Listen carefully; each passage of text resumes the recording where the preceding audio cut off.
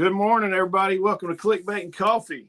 It says we're live, but you know the routine. It's going to take a minute for it to catch up. Guys, when you get in here in the chat, it shows one person in here right now. If you can hear me, give me a 2x4 in the chat, and we will start this joker up here in just a minute. Today is Friday, 2nd of January. Guys, it's 2026. What did everybody do for New Year's? Everybody have big parties, ring in the new year, all that fun stuff. Churn Dash Farms, thank you. I was asleep by like 10:45. My youngest one stayed up. I don't know how late he stayed up. He was like, I'm putting Legos together, Dad. My wife went to bed early, and then he's like, I'm putting Legos together. And I was like, dude, stay up as late as you want to. I don't care. I'm going to bed. So it was like 10:45, 11 when I fell asleep. And then I wake up and I look at my phone and everybody's like, Happy New Year, Happy New Year. And I was like, I'm going to work. So I worked yesterday doing stuff. I am taking part of the day off today. I've got to run down. We made a run last night, and we're getting in the car, and I was backing out of the driveway, or I was backing out of the garage in my wife's vehicle. And I looked, and I'm like, one of the sheep's underneath the fence. So I ran down there and looked. Sheep ran back in, and the bottom wire of some high tensile snapped. So I've got to go fix it. And I want to fix that after the live. So hopefully it's just one strand, so I can splice a piece in and be done. And they haven't gotten out. So I think she was kind of surprised. She's like, oh, I'm not supposed to be here. So she jumped back in, and someone fix it. Then I've got to run to the UPS store and drop a bunch of packages off. Heck, I went to the UPS store. I ran in there, what was it? New Year's Eve, and they were closed. I'm like, why in the hell are they closed on New Year's Eve? But they're closed on New Year's Eve, and of course they're closed yesterday. So I'm going to run up to the UPS store, drop a bunch of packages off to ship, do that, and then I think I want to take most of the day and hang out with my youngest son. He was like, can we do this? Can we do that? And I'm like, yes, we will do this. We'll do that. Because he's going to go back to school Monday. So Christmas break is pretty well done for him. Greg Skeens, good morning. But it's kind of chilly this morning. I think it's like 35 when I looked at the thing. So doing all that fun stuff. Topic of today, why simple plans will beat complex plans. And your plan is probably too complicated. That's the topic of the day. If you got any discussions, stick that in the chat and let me know what you've got, discussions on that. And we'll start on that topic here in a few minutes. But I was cruising through some stuff on the news, and everybody, I mean, I don't know if y'all seen the Somalia thing where all these Tampon Tim up there in Minnesota, they've been defrauding the government for years on all this. And then the guy was doing all these videos and everything about how these daycares were empty and they've been getting millions of dollars. I mean, it's a whole big fraud scheme. But there's a thing. It's Angry Americans Call for the Tax Revolt in 2026. And it's gaining traction. I don't know if it will ever actually do anything. I mean, you're going to have to pay your taxes or the government will come look for you. You know, we're on the wrong side of the two-tiered justice system, you know, along with the whole Somalia thing, you know, all these people, and my wife talked about it. She's like, how can these people get by with it? And I'm like, if everybody's paid off from the top down, nobody's going to get in trouble. I told her, I was like, just like the Epstein list, all the people on it that have done horrible things, and then all the stinking people that have done all this stuff to fraud in the government, nobody's ever going to do any time. Nobody's going to go to jail. Nobody's going to have to pay this money back. It's a whole two-tier justice system. And I told my wife, I was like, if I didn't pay one of my little tax bills or something, they would put me underneath the jail. And she's like, I know. I was like, it's a whole two-tiered justice system. So I don't hold out any hope. Everybody's like, oh my gosh, they're going to do this, they're going to do that. No, they're not going to do it. The government's not going to save you. You're going to have to save yourself. So the whole tax revolt, people are like, we're not going to pay our taxes. I'm fed up with it. We're not going to pay taxes in 2026. Hey, I'm all for it. If they come in there, if enough people do it, it'll take hold. But honestly, the people that are going to be like, screw this, I'm not going to pay my taxes, IRS is going to come knock on your door. They're going to seize your assets and or take you to jail for that. But I thought about it for just a little bit. There's ways to mitigate your taxes. The best thing to do is have a good accountant and talk to him. Talk to your accountant about how you can reduce your tax burden, on yourself. One of the big things is start a business. I talked to somebody, I'm not going to say who, but I talked to them the other day, and they're like, hey, we're going to do a little building, and we're going to start doing a cottage license, and they're going to do tinctures, they're going to do jams and jellies and stuff like that. And I'm like, that's awesome. Start a business and start a side hustle. One, because some of it can be actually little green pieces of paper that nobody knows about sometimes. You can get paid in that. Also, the big benefit of having a business, even if you've got a side hustle, even if you're making soap, or even if you're selling tinctures and herbs and stuff like that, or selling comfrey off your homestead, that's a side business. Set it up as an actual business. Set it up. I did the video and talked about LLCs and how to do business stuff. Set up an LLC and run it as a business. And then that way, that opens up all kinds of possibilities for tax write-offs. I mean, stuff you're buying all the time. If you're buying stuff, if you build a building, or just say you've got an extra bedroom in your house where you're going to do herbal tinctures or where you're going to make soap, set that up as a legit office where you do all your work in there.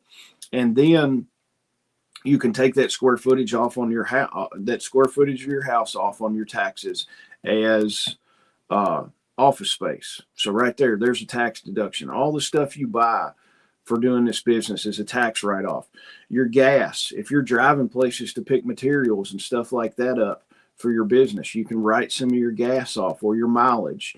You can either take mileage that you use for the vehicle, or you can take actual expenses.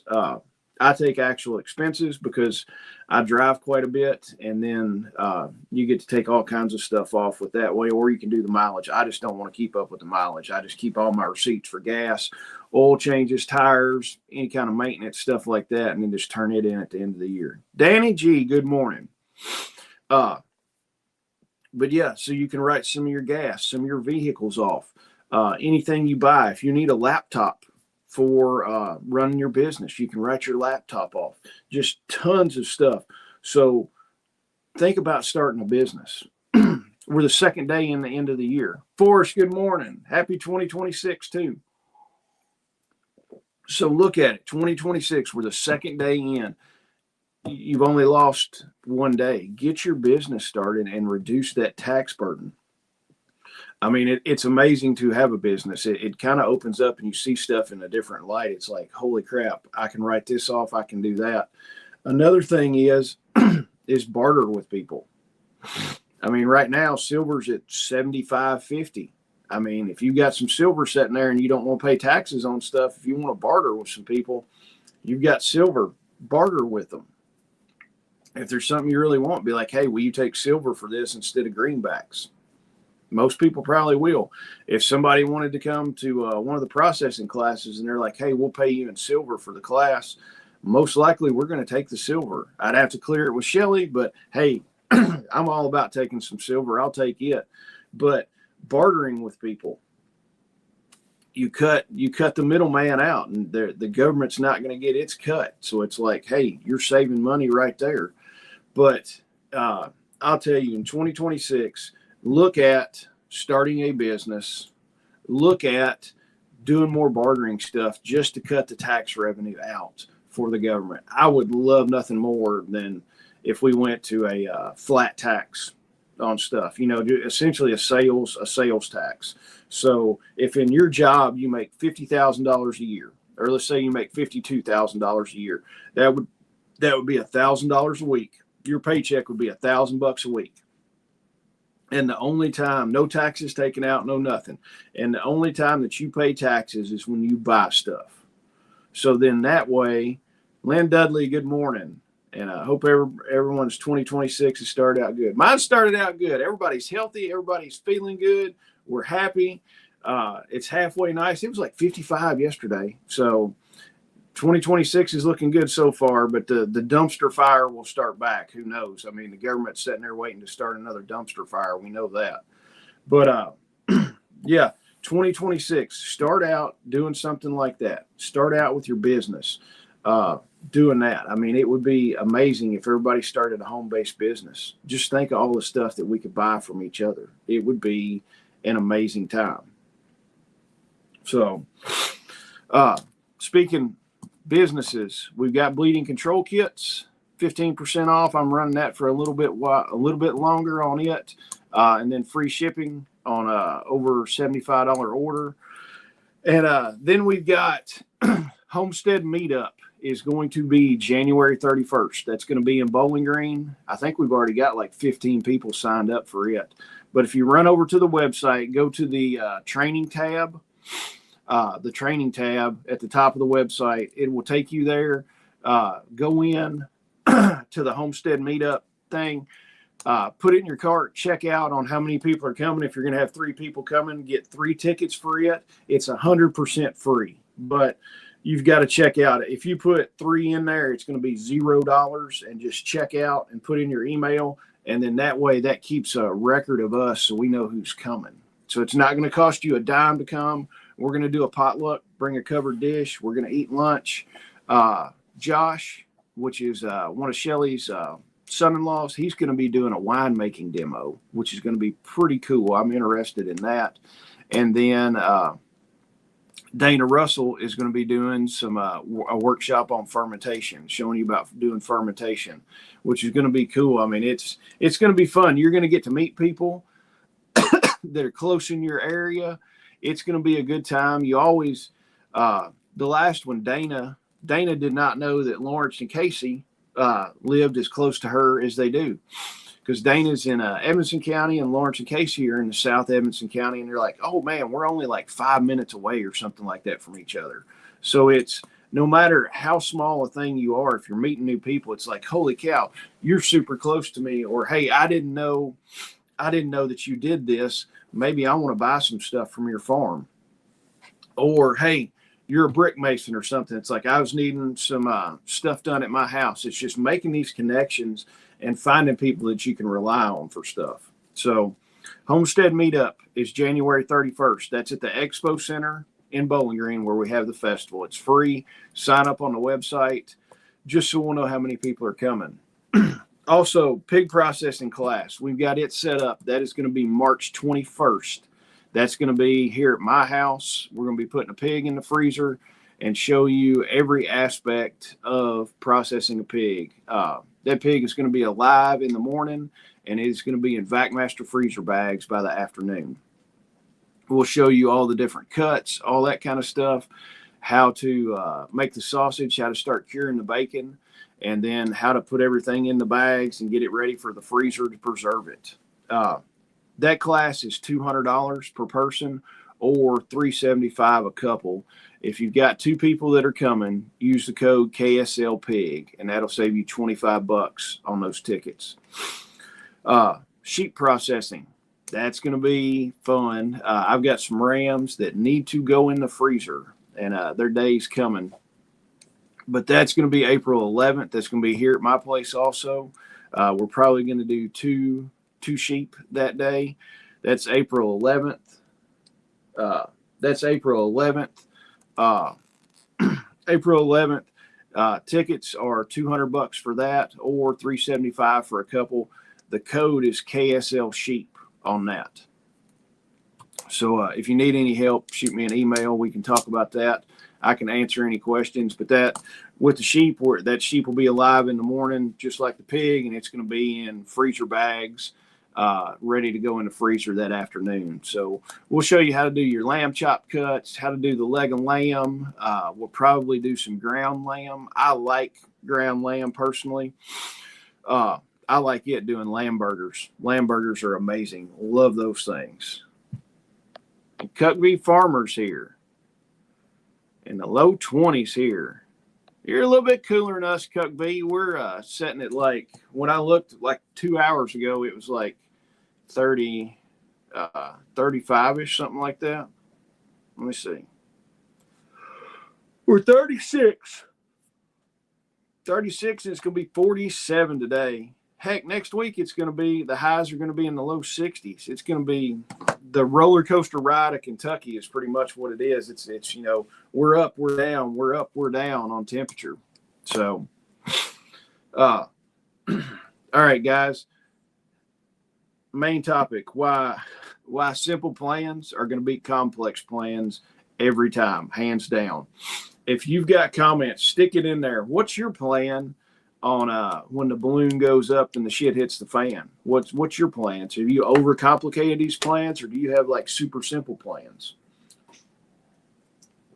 I've got kind of a medium plan, kind of a medium little plan in there. It's not overcomplicated, but it's not super simple. There's some things that, you know, we're going to do and stuff like that, but it's not an overcomplicated kind of plan.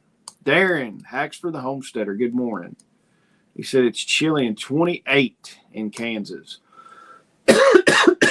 So, all right, complex emergency plan. If your plan needs a binder and color-coded tabs, a printed out flow chart, and all this stuff, man, it's probably going to fail when the balloon goes up. You know, most people think that planning means better preparedness. And yes, it does to a certain extent, but you can overplan and overanalyze a lot of stuff. And then the more complicated a plan gets, the more pieces and the more steps that can fall through. And, you know, you're linking this and this link falls, and it's like, man, the plan's screwed all to pieces. Good morning, Melanie. But yeah, most people think that planning means better preparedness. You've got more steps, more gear, more contingencies, all that stuff. And Cuck B, proper planning prevents piss poor performance. Yes, exactly. But there's a give and take. If you've got too much planning and too much complicated stuff, you get lost in the details on it. And this is a follow-up of Tuesday of I'll figure it out. You know, the strategy of, hey, when the balloon goes up, we're just going to figure it out. This is following up on this. So let's do a plan, but let's not make it so complicated that it's stupid and we can't execute that plan. And we'll talk about why the simple plans work and why the more complicated plans are just going to fall apart. They look good on paper, but then it's like when you're actually going to execute this thing, it's like, holy crap. And Darren says, super simple, but OPSEC. Exactly. The more simple the plan, the better. Yeah. I mean, if I go up to somebody's house and they pull out a spreadsheet and a flow chart and they're like, you know, I'm looking at it and I'm like, holy crap, that plan sounds great on paper, but how are you actually going to execute that? You know, one little thing falls through and it's like the plan is totally scrapped and now we don't have a plan. So this is what a lot of people skip out on. When the stress hits, you look at it, you know, the balloon has went up. We're under high stress. Your motor skills are going to degrade. Short-term memory drops off. You can't remember certain things. Your decision making is going to slow down on stuff. You kind of get tunnel vision on stuff. So, I mean, if you've got tunnel vision and you're looking at something, all these grand plans that are out here on flow charts and these color-coded binders and all this stuff, it's going to like go to the wayside. You're going to forget about all this stuff. So it's, you know, you don't become smarter in emergencies. And it's just like, you know, with training and stuff, you don't rise to the occasion. You fall to your lowest or to your most competent part of your training. So everything becomes simpler on stuff. What this means is you're going to forget steps on stuff. You're going to skip instructions. You're going to default back to the habit, not logic on stuff.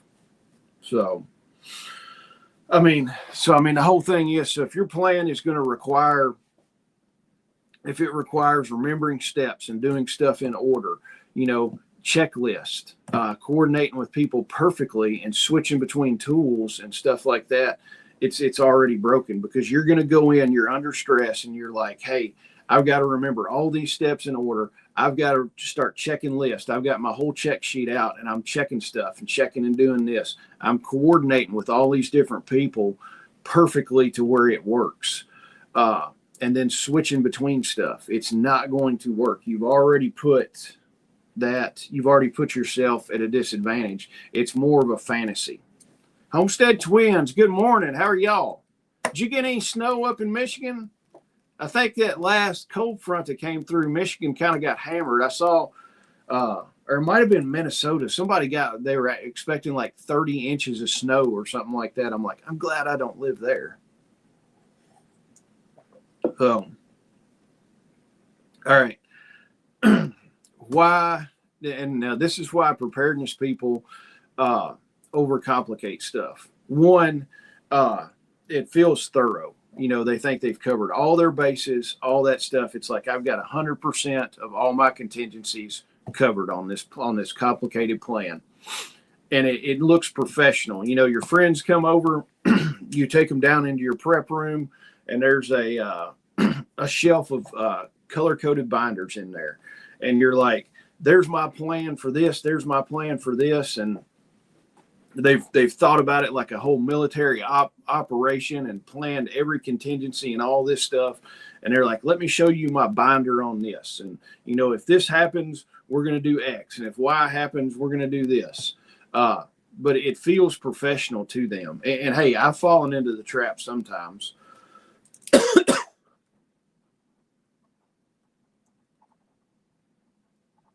I've fallen into that trap sometimes, and I kind of got out of it. So also, it feels like control. It feels like if you've got a plan for everything, you've got control over what happens.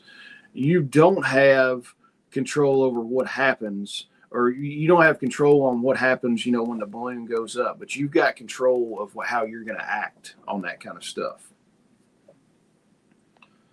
And Homestead Twins, we got rain on Sunday to snow on Monday, around 6 inches. Further north, it was hit pretty hard, 24 inches. Cuckbee got lots of snow, got about 1.5 inches of powder, 1.5 to 2 inches of powder last night. We've got nothing on the ground, and that's the way I like it. And Forrest says, simple plans executed correctly is better than the most detailed plans executed poorly. Yeah, exactly. 100% on that. The complexity of stuff hides insecurities that you've got on stuff. We want to add backup to the backup to the backup to the backup. Gear for unlikely scenarios on stuff.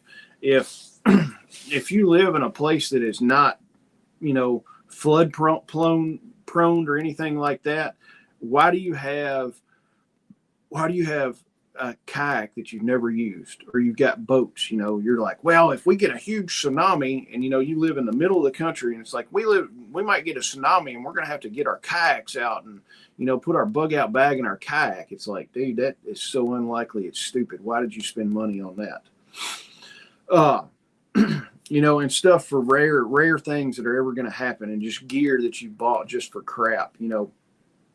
We confuse the planning with prepping. You can sit here all day. I can sit at this desk all day and make the best plan to bug out and to get everything ready.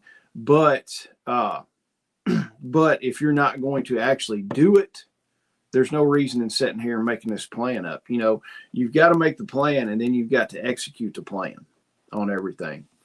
An example of that is like the 12-step bug out plan. Sounds super impressive. It's like we've got a whole 12-step plan to bug out and to get where we're going. And it sounds cool and everything, and people might be impressed. It's like, man, you've really thought about this. But, what if step 4, you have to have your cell phone? Your cell phone's toast. Good morning, Bill. So, your cell phone's toast. So step 4, you're done. What are you going to do then? Or step 6 has to have absolutely perfect timing. You have to arrive at this point at this time, and if you're late on it, the whole plan goes to pot.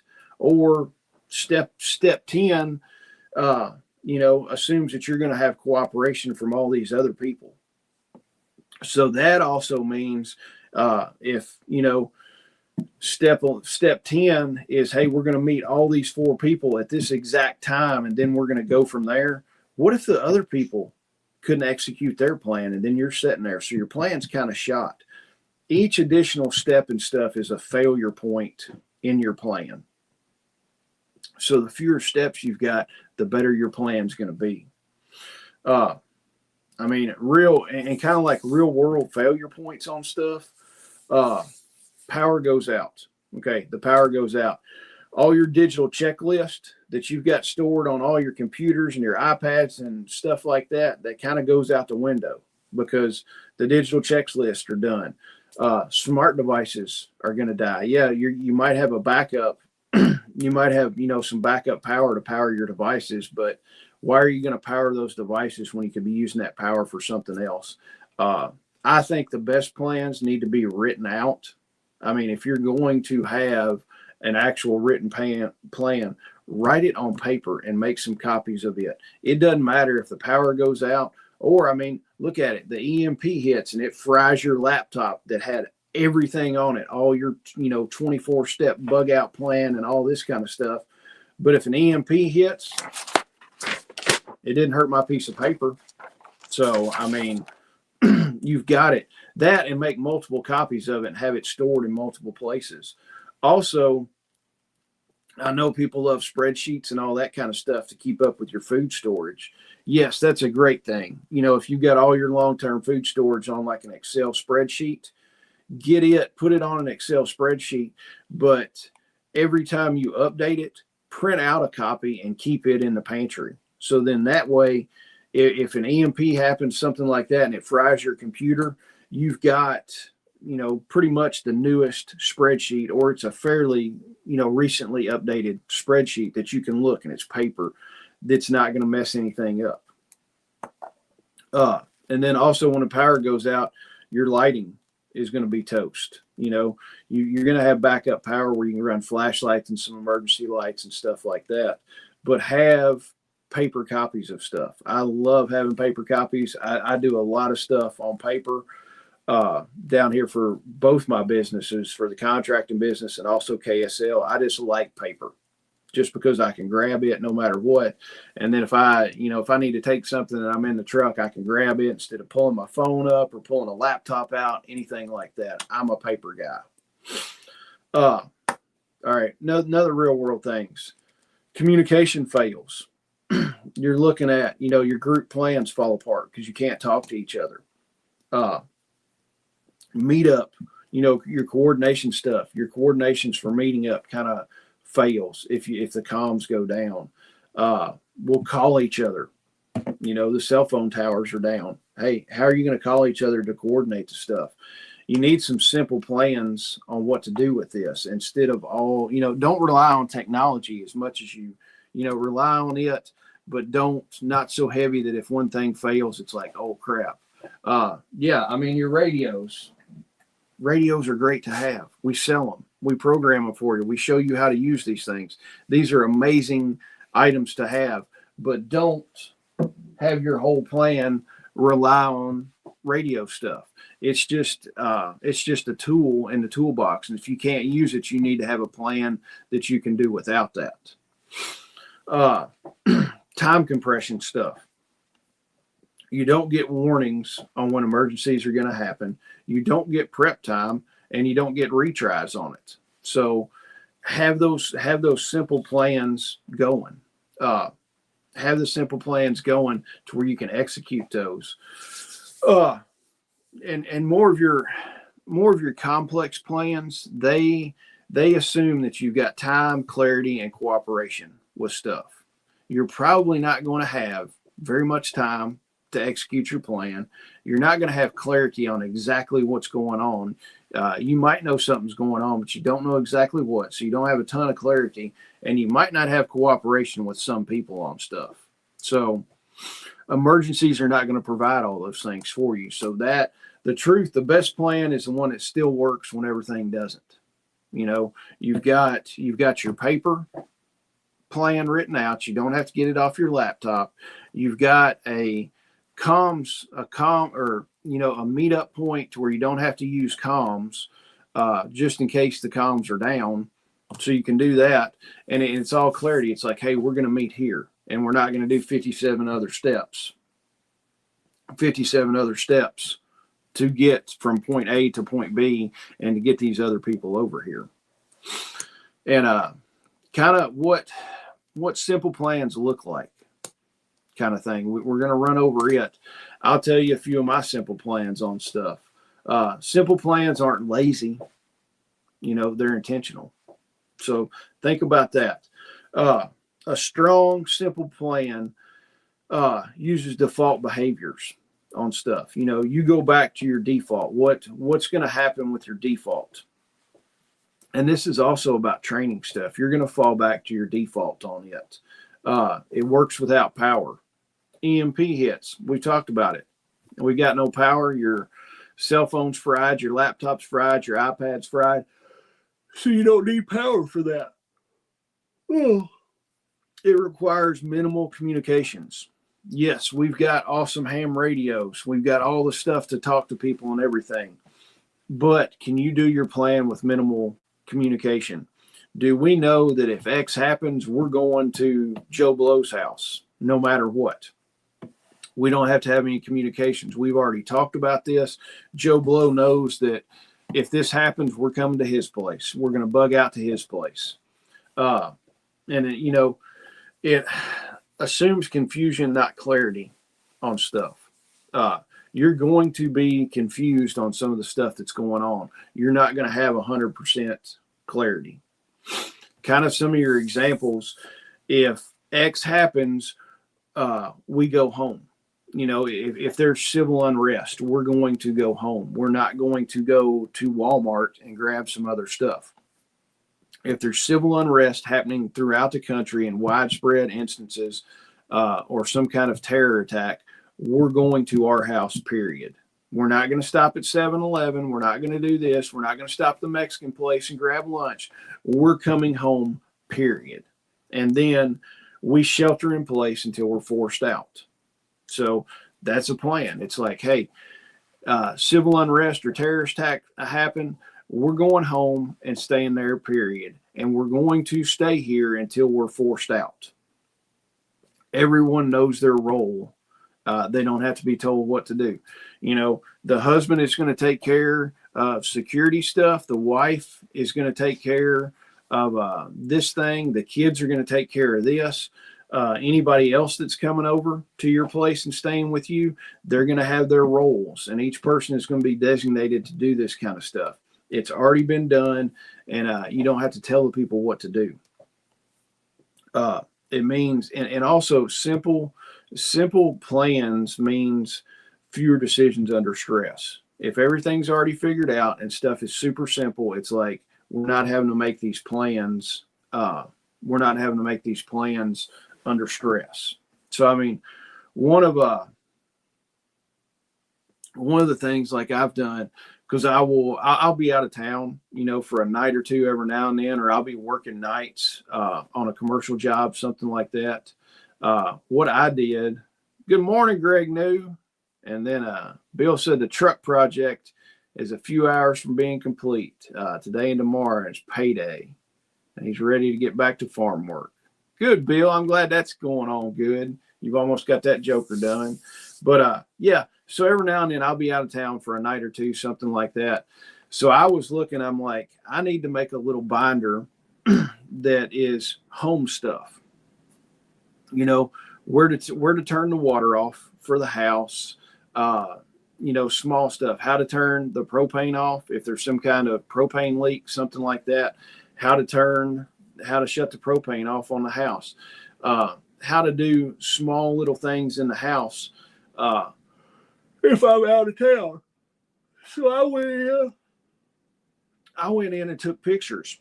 I took my phone out there, went out to the propane tank, popped the top on it, took a picture of the propane tank, and then came in, printed the picture out, drew a circle around the shutoff valve and an arrow and labeled it shutoff valve for propane. And I put it in the binder. I think I laminated it and put it in the binder. Did the same thing. Our water runs in, our main water from the water meter runs into the house, and then it comes in and tees up, and I've got a valve to where I can turn the house off. But it also goes out to down to the shop to where I can water the animals and have water at the shop. I've got a valve right there that I can turn just the shop off. And then I've got another valve where I can turn the whole property off. So I went in, took a picture of that, labeled everything, circled the valve, and I'm like, this valve turns the whole property off. This valve just turns the house off. This valve just turns the shop off. So then that way my wife or anybody can go down there and look, and they're like, okay, I just need to turn the shop water off.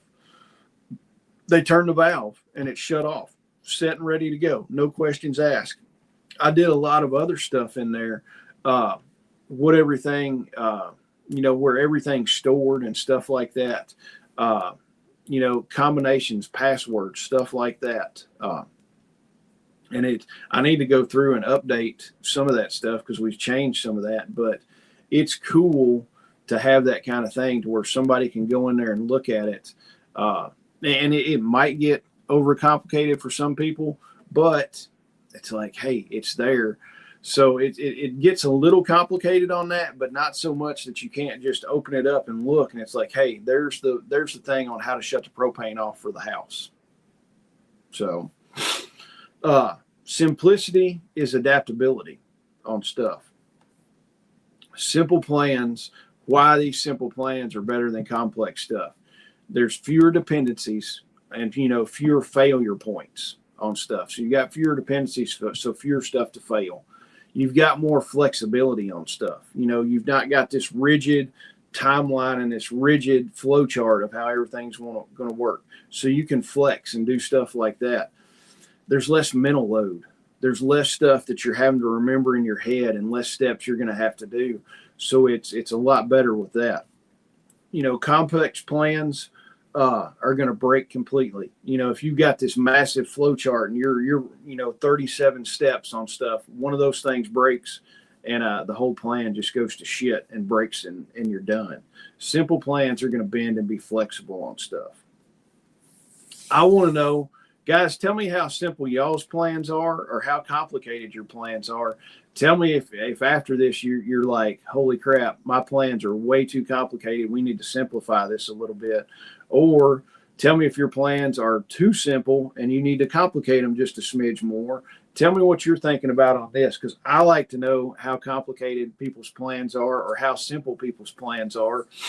Some people's plans might be, hey, if you work on your homestead or your property all day long, your plan might be simple as, the balloon goes up. I go to the front and lock the gate and then come back on the front porch and light the cigar that I've been waiting for to smoke when the balloon goes up. That's a real simple plan. That would be an amazing plan to have. But tell me what y'all's plans are. I would like to know this. Principles. Prepared people don't follow the scripts. They will follow more principles of stuff. Principles like stay put unless forced out. That's more of a principle as opposed to a plan of stuff. Reduce your exposure. Blackout curtains, stuff like that. Don't be going out all over the place. Don't. It's like, oh gosh, we got to run to the gas station and do this. It's like, no, reduce your exposure. Stay where you need to be. Don't let people know what's going on around, at your place. Don't let them know you're there. Preserve as much energy as you can. Don't just run the generator all the time. Don't just run every light in the house and that kind of stuff. Don't just have your solar generator running just for it to be running to where you can have a light on. preserve as much energy as you can, and also energy, your physical energy on stuff. You know, if you're not having to go out and do certain things, reserve that energy, because then you're going to, you know, protect your resources on stuff. And then, you know, if you're just wasting energy, you're going to run out of gasoline faster, your fuel faster, you're going to run out of food faster too. If you're not having to do anything that's not absolutely necessary to survive, don't be doing it. So let's see. Danny says, I use the PACE plan, primary, alternate, contingency, emergency, for each of the areas in my plan. Yeah, and that's a great way to do it. Do your primary, alternate, contingency, and emergency. And that's keeping it pretty stinking simple on stuff. We've got PACE plans on communications and stuff like that we talk about a lot, and look at all that kind of stuff. Cuckby, my plan is wife and I meet at our house, or I get her, then go to my parents half a mile away on the same road, but that depends on what has happened. Yeah. Yeah, I mean, that's like super simple. You know, we're going to get my wife, we're going to go down to her parents' house half a mile away on the same road, and that depends on kind of what happens. And I'm not, and then the brother lives across the road from parents. And then, now I'm not telling you to make these things like super freaking simple. Like when the balloon goes up, I'm going home. That's a pretty super simple plan.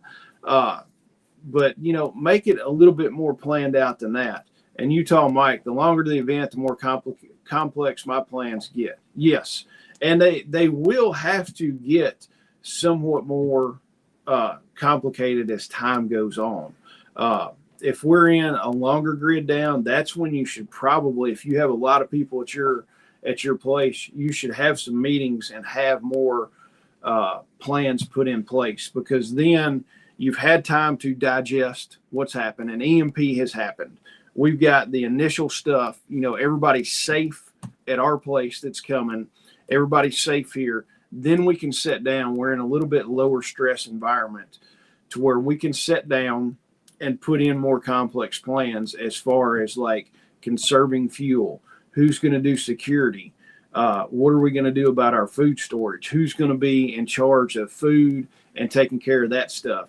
What are our plans for medical issues? You know, when are we going to set the clinic up? You know, what happens if we have 10 people down with some kind of stomach bug? Who's going to take care of them? Stuff like that. And yeah, Utah Mike, I agree. The longer the event happens, the more complex stuff we'll get also. But you're going to have time. You're not in as horribly a stress situation when the event keeps going on longer, and you've got time to digest and sit there and figure it out with all your people. Bill says, keep your circle small and not letting a lot of people know what and where you have your supplies. Yeah, 100% on that. I mean, keep the circle small and not many people in those circles is the best thing. And keep your OPSEC up. All right. Kind of a takeaway on some of this stuff. If your plan depends on perfect conditions, flawless execution, perfect timing, everybody doing their part, and technology stays up, you're probably going to fail with your plan. It's just not going to work out. It's too complicated. You know, you want to keep it as simple as you can. The simpler you keep it, the more survivable your plan is going to be when it gets pressure put on it. So, I don't know. We've got some super simple plans. Depending on what happens, if I'm at work, essentially my wife knows what job sites I'm going to or where I'm going to be. A lot of times our jobs take quite a while. Every now and then I'll just be at a place for a week, or, you know, every now and then I'll be at a place for a couple of days. But a lot of our remodeling jobs, we're there for several months. So my wife knows pretty much where I'm going to be every day, unless we're changing a job. But a lot of times I'll be like, hey, I'm not working at Susie's house. I've got to go over to the bank and do some stuff today. So she knows where I'm going to be at. I know where my son goes to school at. He's going to be there every day, Monday through Friday. My wife works from the house unless she's going to be traveling. She'll tell me where she's going to be traveling. So I've kind of got a mental idea of what needs to happen if something goes down. Typically I will wind up being the one that goes and gets our son if some kind of craziness happens, because she's already at the house and safe.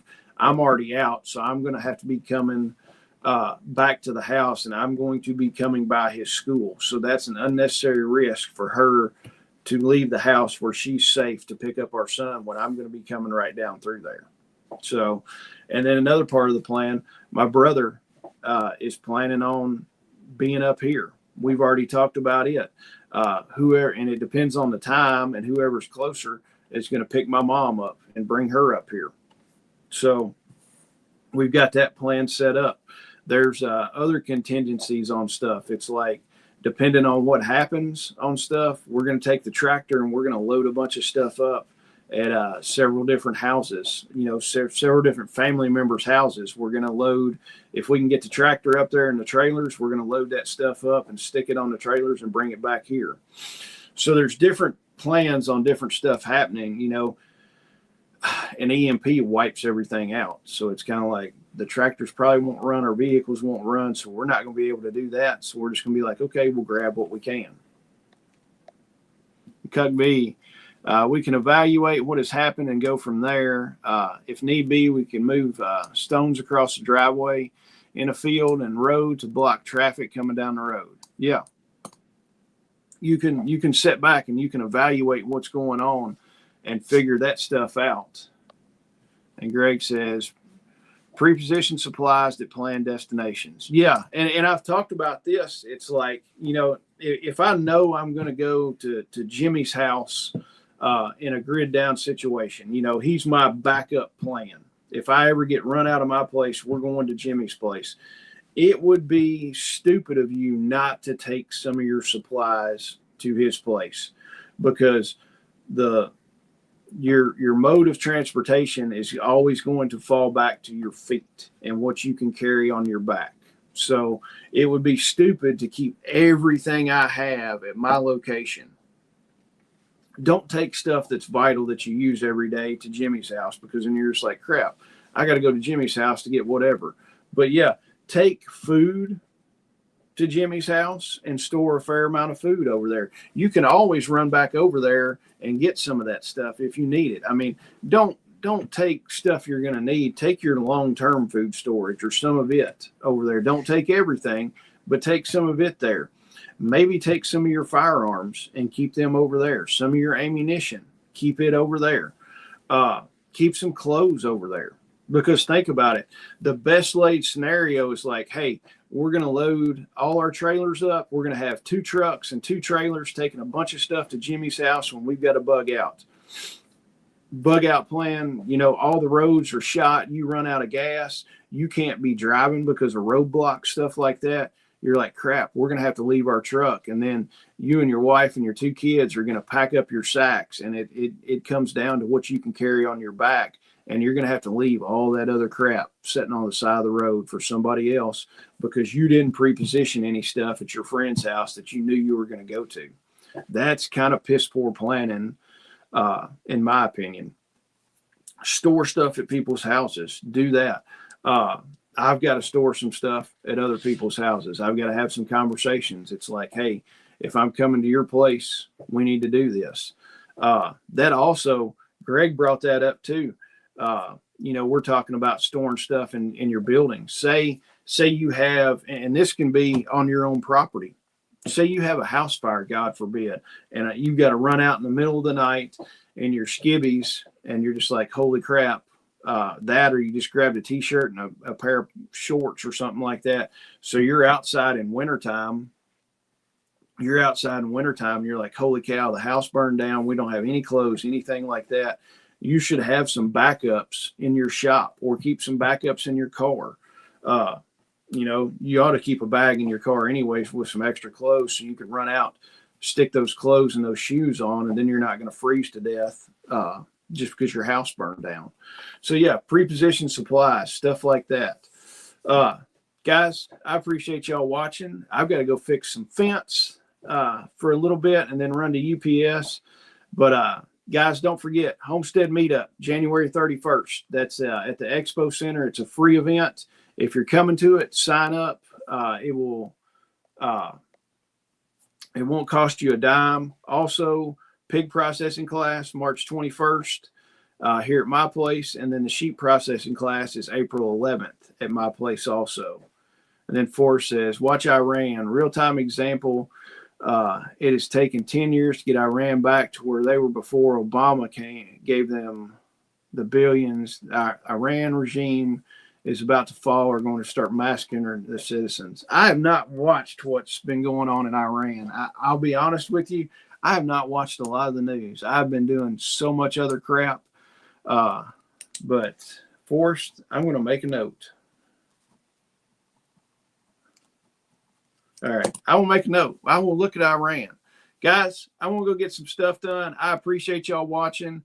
If you need anything, shoot me an email. And guys, I appreciate y'all. And I will be back here Tuesday morning at 8 o'clock. Y'all have an amazing weekend. See you.